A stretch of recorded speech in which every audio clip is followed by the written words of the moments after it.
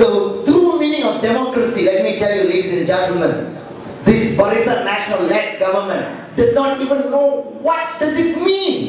Erti demokrasi, erti sasama, erti rakyat. Who, I tell you, these people don't know.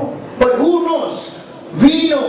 Those people who are here on today's lovely hall knows.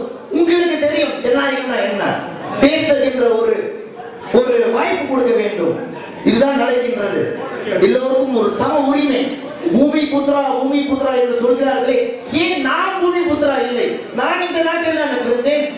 அந்த கேள்வி இப்ப வர வேண்டும். எல்லோரும் இந்தியர்கள் உள்ளத்திலும் வர வேண்டும். இது நமது நாடு, இது நமது தாய் நாடு. ஏன் நம்மளுக்கு சம உரிமை இல்லை? ஏன் பல்கலைக்கழகத்துக்கு நாம் போராட வேண்டும்? இதுதான் கேள்வி. இன்று இந்த விருது உபசரிப்பு சாதாரண உபசரிப்பு இல்லை. உங்களுக்கு ஒரு விழிப்புணர்வு வேண்டும், உங்களுக்கு ஒரு புதிய சிந்தனை வேண்டும். பாரதிய பெண்மணி எல்லாம் சொல்கிறார்களே, இன்று வர வேண்டும். உங்கள் மீது இருக்கின்ற அந்த ஆற்றலும் துடிப்பும் இன்று இந்த வருகை புரிந்த அனைத்து பேச்சாளர்களும் உங்களை மாற்றுவார்கள். இது என்னுடைய நம்பிக்கை. அடிமையின் உடம்பில் ரத்தம் எதற்கு? தினம் அச்சப்பட்ட கோழைக்கு அரசியல் எதற்கு? கொடுமையை கண்டு பயம் எதற்கு? நீ கொண்டு வந்தது என்னடா மீசை முறுக்கு? வாழ்க தமிழோடு வாழ்வோம். மைக்கா மாநாட்டிலே 2 முழு இந்திய அமைச்சர்கள் நியமனம் செய்யப்பட்டார்கள். 20,000 முழு அமைச்சர்கள் நியமனம் செய்யப்பட்டாலும் அந்த அமைச்சர்களுக்கு முதுகெலும்பு இருக்கிறதா என்பதுதான் முக்கியம். முதுகெலும்பு இல்லாத அமைச்சர்கள் எங்களுக்கு தேவையில்லை. இன்டர்லாக் நாவல் விவகாரத்திலே அமைதி காத்த இந்திய பிரதிநிதிகள் தொடர்ந்து மௌன சாமியார்களாக ஜாகா கிருமிகளாக இருப்பது திண்ணம். அது உங்களுக்கு எல்லாம் தெரியும். இன்டர்லாக் நாவல் விஷயத்துல வாய் திறக்காத இந்திய மாய்காவினர், இந்தியர்களுடைய விடிவெள்ளி மக்கள் கூட்டணி. எங்களுடைய வாக்கிலே உறுதி இருக்கிறது, எங்களுடைய சொல்லிலே தெளிவு இருக்கிறது, எங்களுடைய செயலிலே விவேகமும் வீரமும் இருக்கிறது. பாலுக்கும் கல்லுக்கும் நிறம் ஒன்றுதான், இருந்தாலும் அதன் குணத்தில் வேறுபடுகிறது. மாய்கா இந்தியர்களுடைய பிரச்சனைகளுக்காக இப்படி கையேந்துறாங்க இல்லையா? நம்முடைய உரிமைக்காக மாய்கா இப்படி கையேந்துகிறது, மக்கள் கூட்டணி இப்படி கை உயர்த்துகிறது. அதான் வித்தியாசம். மாய்கா கையை இப்படி ஏந்தும் பொழுது நாங்கள் இப்படி கையை உயர்த்துகிறோம். எங்கள் உரிமைக்காக, உரிமை போராட்டத்துக்காக நாங்கள் தொடர்ந்து இப்படிதான் கையை உயர்த்துவோம்.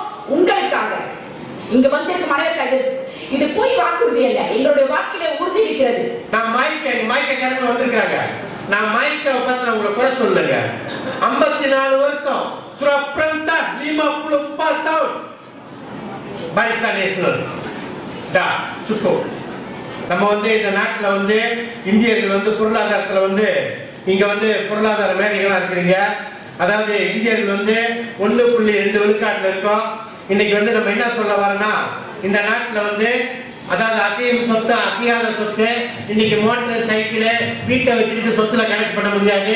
சொத்துன்றது நம்ம பொருளாதாரத்துல வரணும்னு சொன்னா அரசாங்கம் பார்த்து இந்த குறிப்பா இந்த நாட்டுல சீரழிகிற இந்த சமுதாயத்தை, இந்த உழைச்ச சமுதாயத்தை, இந்த ரத்த வேறு உழைச்ச சமுதாயத்துக்கு ஒரு தனி அமைச்சு அந்த அமைச்சு இவங்களை ஆய்வு பண்ணி இவங்களுக்கு தனியா செஞ்சாதான் முடியுமோ ஒழிய நம்ம மத்த மாதிரி ரவும் பகலுமா உழைச்சாலும் நம்ம நாட்டுல விழுக்காட்டுல வர முடியாது.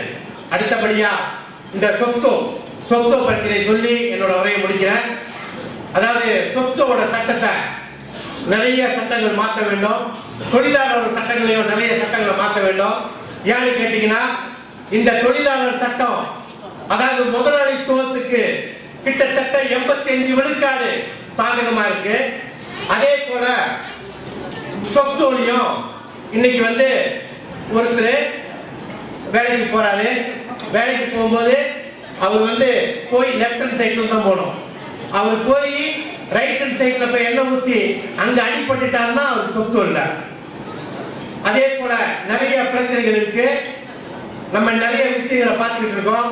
சொக்சோன்றது அதாவது உடல் உழைப்புல உள்ளவங்க, அவங்களுக்கு இனிப்பு நீரோ ரத்த கொதிப்போ ஹார்ட் அட்டாக்கோ இந்த மாதிரி எந்த பிரச்சனை வந்தாலும் அந்த சொத்துன்றது 24 மணி நேரம் பாதுகாக்கணும். இத இங்க உங்க முன்னுக்கு நாங்க சொல்றோம். பக்கத்தான் ராயட் ஆட்சிக்கு 13வது பொது தேர்தலில் வந்தா இந்த சட்டங்களை மாற்றி 24 மணி நேரம் மக்களுக்கு உழைப்பளிக்கு பாதுகாப்பு கொடுப்போம். நன்றி, வணக்கம். நம்ம இன்னைக்கு 50 வருஷமா பாரிசா நேஷனல் அரசாங்கத்துக்கு நம்ம ரொம்ப உறுதுணையா இருந்து இந்த நாடு வளர்ச்சி அடைஞ்சிருக்கு. ஆனா நம்ம இந்திய சமுதாயம் இன்னைக்கு வரைக்கும் வளர்ச்சி அடையும். ஆகையால நான் உங்ககிட்ட என்ன ஒரே ஒரு ரிக்வெஸ்ட், என்னோட ரிக்வெஸ்ட் கேட்கிறேன்னா, வருகின்ற பொது தேர்தலில் தயவு செஞ்சு பக்காத்தானுக்கு ஆதரிச்சு ஒரு 5 வருஷம் அவங்களுக்கு கொடுத்து பாருங்க. அப்படி அவங்களும் இதே பாரிசா நேஷனல் அரசாங்கம் மாதிரி நம்மள செஞ்சாங்கன்னா மறுபடியும் மாத்திடுவோம். முடியுங்களா? 50 வருஷம் கொடுத்தங்க, 5 வருஷம் கொடுத்து பார்ப்போம். தன்மானம் இருக்க தமிழர்கள், மானம் உள்ள தமிழர்கள், துணிவு உள்ள தமிழர்கள், தைரியம் உள்ள தமிழர்கள், சூடு சொரண ரோசம் உள்ள தமிழர்களா இருந்தால் கண்டிப்பாக பக்கத்தான் ராயருக்கு ஓட்டு போடணும்.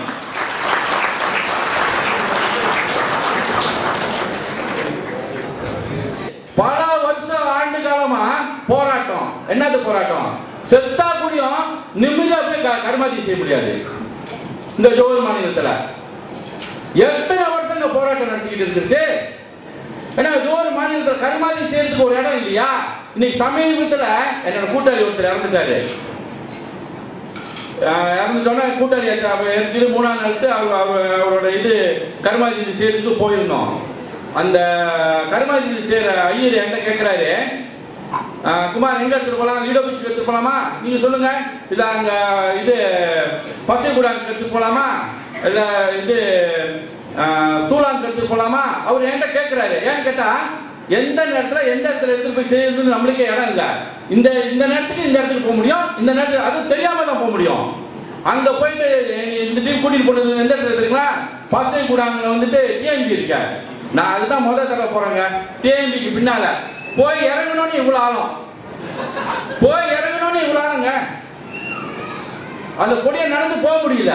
இறங்கணும்னு அப்படியே உட்காந்தா முன்தா அதை எடுத்து கொட்டிட்டு அந்த சட்டியை எடுத்து சட்டியெல்லாம் நம்ம எப்பவுமே தண்ணியிலே விட்டுருவோம். இப்போ ஒரு புது சாதனை நம்மளுக்கு இடம் இல்லையா? அந்த இடத்துல சட்டியை விடக்கூடாது. அந்த இதை கொட்டிட்டு சட்டியை எடுத்து மேலே வச்சு உடைச்சிட்டு ஓகே நீங்க எப்படியே போங்கன்றாரு. என்ன ஒரு அவமானமா இருக்கிறாங்க நம்ம ஜோஹர் மாநிலத்துல. வெக்கம், நம்மளுக்கு வெக்கம் வேண்டாம்? எதுக்கு நம்ம வாழ்ற அந்த ஜோஹர் மாநிலத்துல இவ்வளவு மாதிரி ஒரு போராட்டம் நடத்திட்டு இருக்கோங்க?